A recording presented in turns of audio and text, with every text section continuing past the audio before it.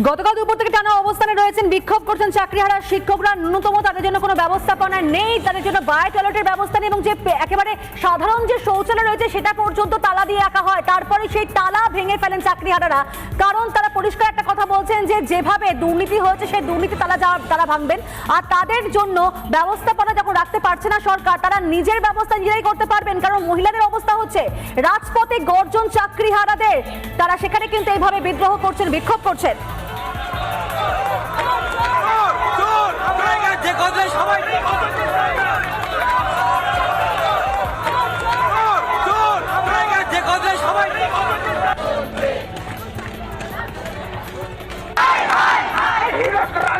রাতভর অবস্থান করেছেন তারা, যতক্ষণ না পর্যন্ত যোগ্য অযোগ্য বাছাই হবে ততক্ষণ চলবে তাদের এই আন্দোলন। এবং সেই হুঙ্কার দিয়ে সোমবার এসএসসি ভবন ঘেরাও করেন তারা এবং সেই আন্দোলন এখনো পর্যন্ত চলছে। অন্যদিকে একটা পিঠ বাঁচা একটা কর্মসূচি নিয়ে এসএসসি